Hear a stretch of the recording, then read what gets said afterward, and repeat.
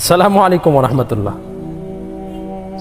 ভাই আমার, আফসোস তো লাগে ওই সময় যে তুমি নিজেকে মুসলিম দাবি কর, আপনি নিজেকে মুসলিম দাবি করেন, অথচ নিজেকে মুসলিম দাবি করার পরেও একজন মুসলিমের যে সর্বপ্রথম কাজ সালাত, এই সালাতটাই তো আপনার ঠিক নাই। তাহলে আপনি নিজেকে মুসলিম কিভাবে দাবি করেন? রাসূল সাল্লাল্লাহু আলাইহি সাল্লাম বলেছেন, বাইনাল আবদি ওয়া বাইনাল কুফরি তারকুস সালাত। ওই যে মুসলিম আর কাফের, মুসলিম মুশরিক, ইহুদি, নাসারা, হিন্দু, এদের সাথে আপনার পার্থক্যই হচ্ছে সালাত। আপনি সেই সালাতটাই আদায় করেন না। ফজরের সালাত, যা আপনার জন্য খুব গুরুত্বপূর্ণ, আপনি ফজর আদায় করেন না, জোহর আদায় করেন না, আসর আদায় করেন না, মাগরিব আদায় করেন না, ইশা আদায় করেন না। শুধু জুমার সালাত পড়লেই কি নিজেকে মুসলিম দাবি করা যায়? জি না। দেখুন,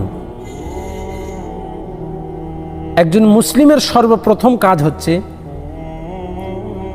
কাজের মধ্যে তার সর্বপ্রথম কাজ হচ্ছে সালাত ঠিক রাখা।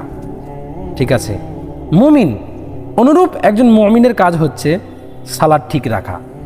আপনি নিজেকে মুসলিম দাবি করেন, মুসলিম ধর্মে, মুসলিম বংশে, মুসলিম পরিবারে জন্মগ্রহণ করলে কি মুসলমান হওয়া যায়?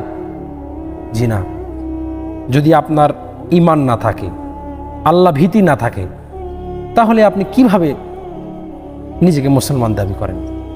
দেখুন, আপনার সর্বপ্রথম হিসাব নেওয়া হবে সালাতের হিসাব। তিনি ভাই আমার, সময় আছে, আল্লাহ সুযোগ দিয়েছেন, আপনি আপনার সালাতকে ঠিক রাখুন, ইবাদত ঠিক রাখুন, আল্লাহকে ভয় করুন। ইত্তাকুল্লাহ হাক্কা তাকাতিহি, আল্লাহকে ভয় করুন যেভাবে ভয় করা উচিত।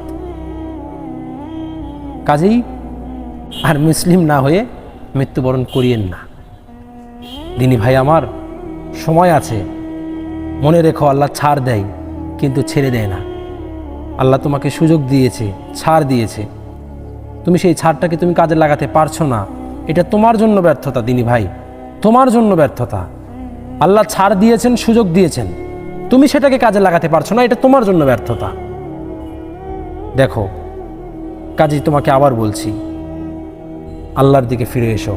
যুবক ভাই আমার, আল্লাহর দিকে ফিরে এসো।